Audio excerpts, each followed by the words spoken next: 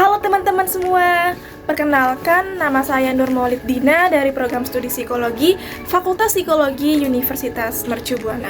Nah, pada video ini saya akan sharing mengenai apa itu netiquette. Jadi, teman-teman sebelumnya itu pernah nggak sih mendengar istilah netiquette?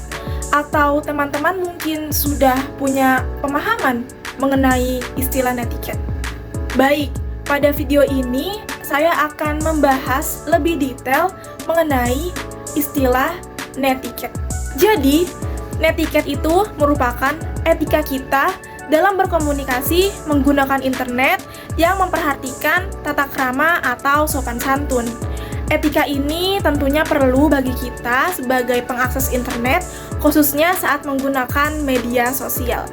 Dan kenapa sih kita perlu beretika saat menggunakan media sosial? Karena saat kita berinteraksi dengan orang lain melalui media sosial, kita itu harus memperhatikan bahasa yang kita gunakan saat berkomunikasi, agar kita itu tidak menimbulkan kesalahpahaman atau menyinggung perasaan orang lain saat berinteraksi.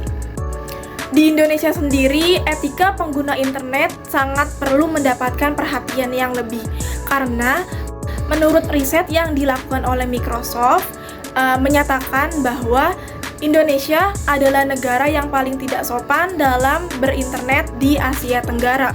Oleh karena itu, kita sebagai pengguna media sosial harus benar-benar memahami pentingnya etika dan harus benar-benar menerapkannya dalam bermedia sosial. Lalu, apa sih yang perlu kita lakukan sebagai pengguna media sosial agar selalu beretika dalam melakukan interaksi dengan orang lain? Berikut adalah etika yang wajib dilakukan pengguna media sosial saat berkomunikasi. Yang pertama, hormati privasi orang lain dan kita tidak boleh membagikan informasi pribadi tanpa izin. Yang kedua, kita harus memperhatikan bahasa yang kita gunakan saat berinteraksi dengan orang lain. Yang ketiga, kita perlu menghormati waktu dan bandwidth orang lain. Dan yang terakhir, kita tidak boleh menyebarkan informasi yang hoax yang dapat merugikan orang lain.